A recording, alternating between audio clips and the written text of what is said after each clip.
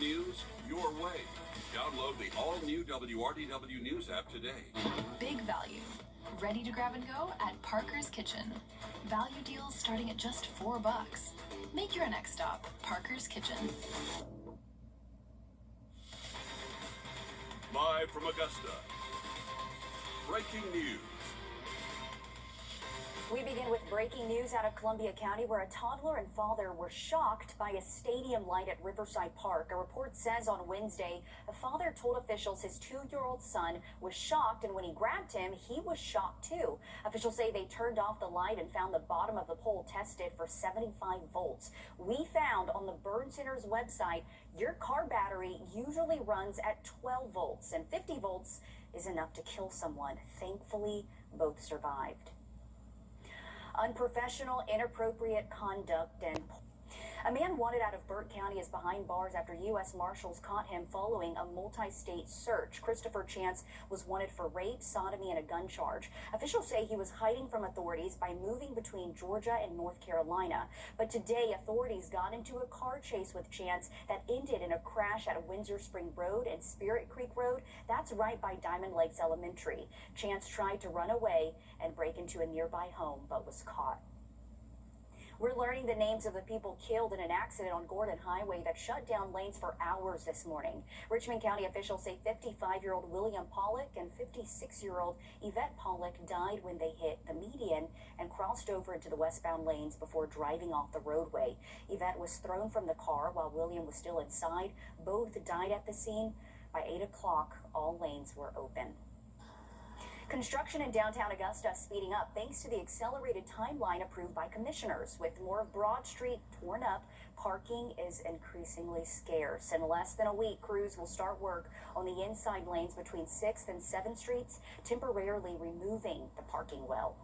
Even with the accelerated timeline, businesses say they're still in the dark about the project, all while they see more of the area become a construction site instead of a welcoming downtown. Your city government reporter Sydney Hood has more. Construction has become part of the soundtrack of downtown Augusta. I don't think there's been a period where there wasn't construction. We had the 5th Street Bridge, then it was 5th Street 3 times, and then now it's in front of us. The vision for downtown is easy to buy into. I've been down here for 2 decades now, and I love the downtown community, and I'm very excited to continue to see it grow and evolve. But the day-to-day reality is harder to navigate for some. We're hoping for a better Augusta. I mean, in the end, that's what everybody's hoping for. The process to get there, though, is kind of chaotic. You can measure the Broad Street Improvement Project in blocks. You see crews working right here on 12th Street, moving in sections down to right here in front of the Augusta Common. And over the next several months, crews will eventually make their way down to the lower end of Broad Street. Now, for some of the businesses I've spoken to, they say the challenge isn't just the construction itself, it's keeping up with it. I think as a local business owner and someone in the community downtown that wants to see it grow, wants to see it thrive, we've been down here for 2 decades. I really just need the support from the PR group, from the city, letting me know how to prepare for the changes and how to be productive during those changes. While the work continues on Broad Street, business owners say their job is keeping the doors open. In Augusta, Sydney Hood on your side. Leaders still expect the project to finish up by mid-December. As for the next set of streets, work from 6th to 5th Streets should start in 3 weeks on the 26th. Then in mid-July, crews will start on the outside lanes of 7th to 6th. That'll happen at the same time as work on the inside lanes. Remember, you can park at the Augusta Museum of History at Reynolds and 6th Streets, but there are certain times that will be closed as well. You can head to our website, wrdw.com, to see those days and times. Also happening downtown, the construction of the new Augusta Arena is closing down roads. 7th Street is closed by the site until July or August. Leaders say the arena, which will be the future home of the Augusta Lynx, is on a budget and on schedule for a summer 2027 opening.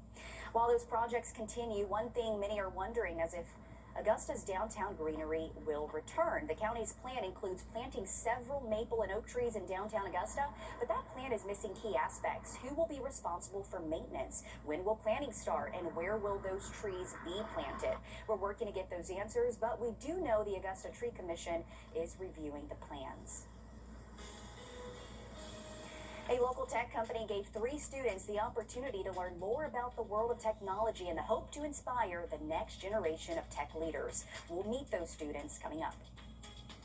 And a dry weekend ahead, but things do begin to change as we head early into the week here. Rain chances will be on the rise as we head towards early and midweek, and we'll talk all about it coming up next.